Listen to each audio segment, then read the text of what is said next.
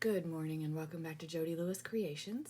In today's video, we're going to talk about journal covers. And yes, I'm doing this in the midst of the Christmas in July series, but I wanted to talk to you about journal covers because a couple of you showed interest in that when we were doing the fairy journal. So let's talk about different things that you can use to create your own covers, okay? So sorry, I walked away for a second because I forgot to grab the fairy journal because it was in the fairy journal series that we talked about it.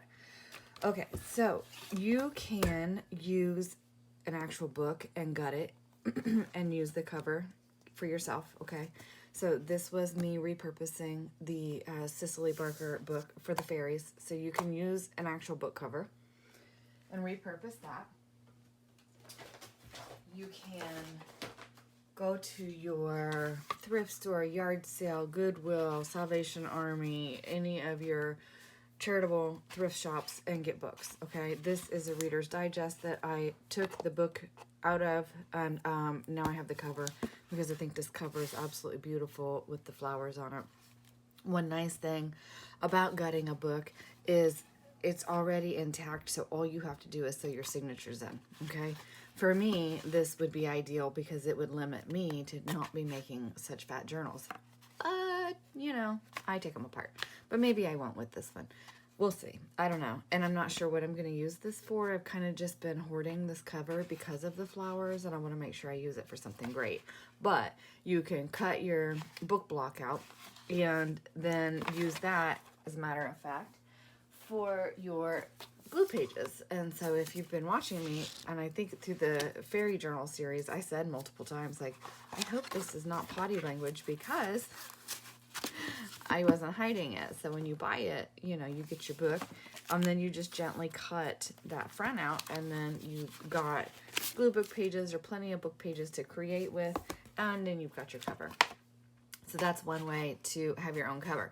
And then you can cover this if you want or not. Like this one's really pretty, so I don't plan to hide this one.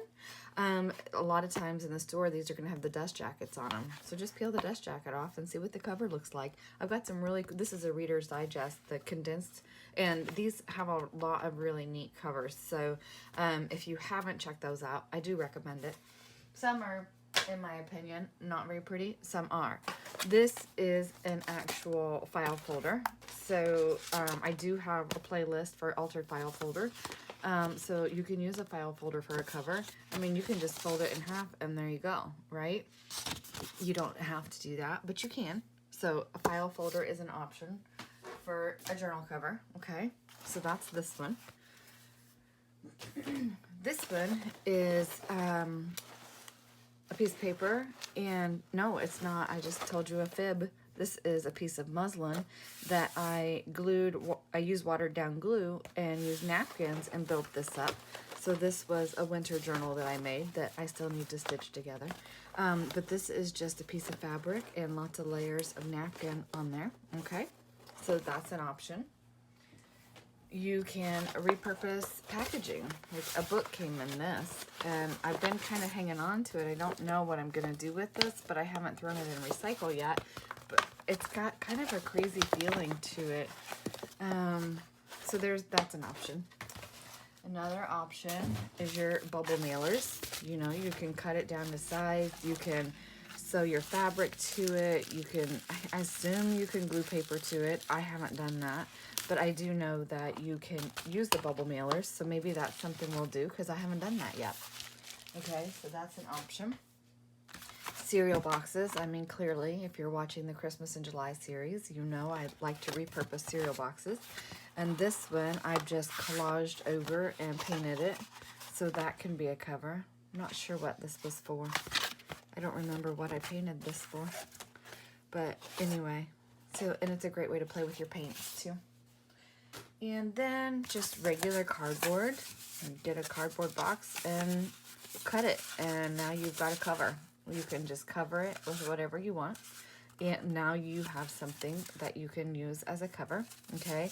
Like this is not square or straight, so I would use that cork-backed ruler and my utility knife and cut that to make sure it was straight. And now you've got a little cover that you can make.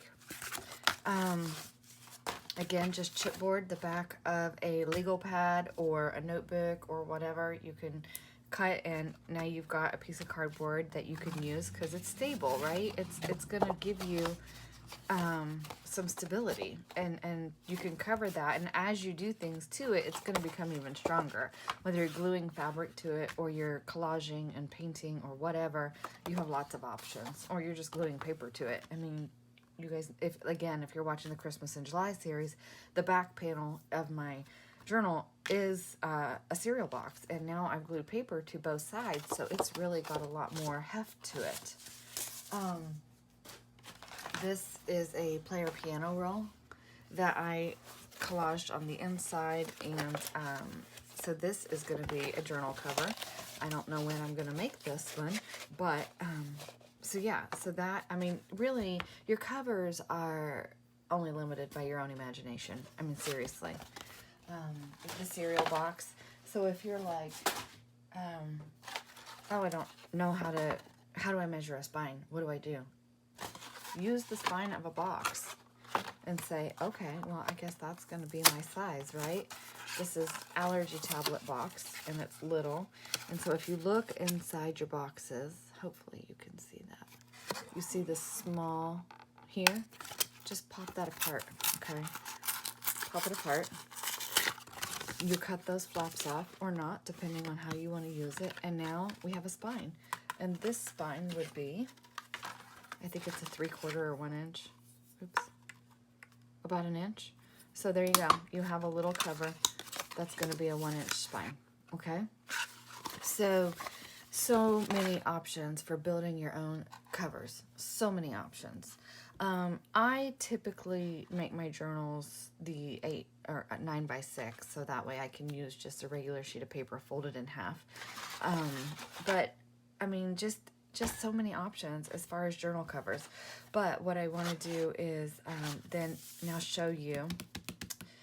You know what? I don't know if I need to show you. So let's do this. I'm going to end this video here. It's just going to be a short video about the products that you can use to build your journal covers. So now you tell me what are your questions, and now from this stage, as you gather whatever you have, you tell me what you have, and then the next video will be based on what you tell me you need help with learning how to build it into a cover. Hopefully that makes sense. Yeah, so, okay, so that's it.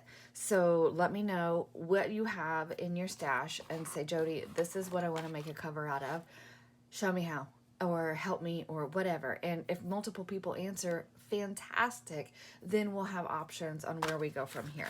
So go gather your bits and bobs or whatever you have, your pieces of material, and let's see where you as the viewer lead me in this creative process for building a cover. So I'll see you in the next video. Bye.